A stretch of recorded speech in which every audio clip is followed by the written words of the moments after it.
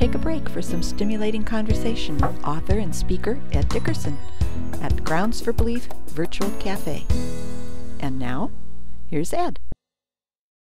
Well, hello, and welcome once again to the Grounds for Belief Virtual Cafe. I hope you've been enjoying it. I certainly have been.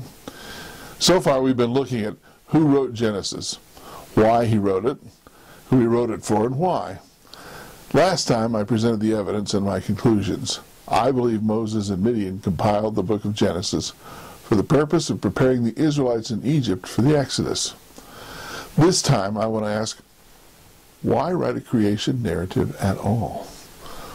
We take it for granted because that's what we've always known, but it wouldn't have to be that way. I mean, it could simply have begun with Abraham, the first patriarch.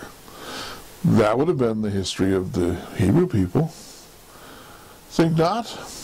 Well, take the four Gospels, for example. The Gospel of Mark, which many scholars consider to have been written first, doesn't begin with creation. It doesn't even tell the story of Jesus' birth. It begins with the preaching of John the Baptist and the opening scenes of Jesus' ministry. Matthew and Luke tell of the birth of Christ, and they do so in quite different ways. Only John begins in the beginning. I mention this simply to point out that if a writer includes something in a narrative, he does so for a definite purpose. It doesn't just happen. So why begin with the creation narrative itself? Didn't they have a creation story? Simple answer is yes. There were several creation stories out there, and they were nothing like the creation narrative of Genesis. Which creation narrative the Israelites in Egypt believed in, we cannot say with certainty. They were closely related, we know, to the Canaanites, and as the later episode with the golden calf demonstrates, they were thoroughly familiar with Canaanite cosmology and worship. They easily fell into it when Moses was delayed at Sinai, and later yet they would join the Moabites in false worship at Baal Peor. To complicate matters, they had lived for centuries under Egyptian rule, and the Egyptians had yet another creation story. Under the circumstances, it would be surprising indeed if most of the Israelites did not believe in either the Egyptian or the Canaanite creation stories. The Genesis creation account is quite different, and that is why I believe it was necessary.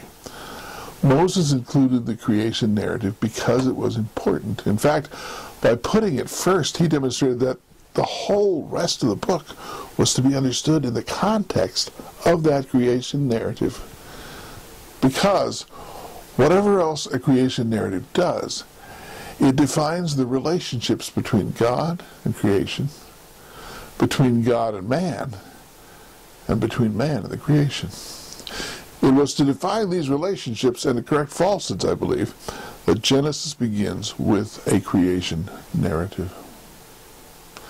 Next time, we'll summarize what we've learned so far in our approach to understanding the Genesis of Genesis. Until then, remember, God has earned our trust, not on blind faith, but because He's given us in His Word and in His world far more than adequate grounds for belief.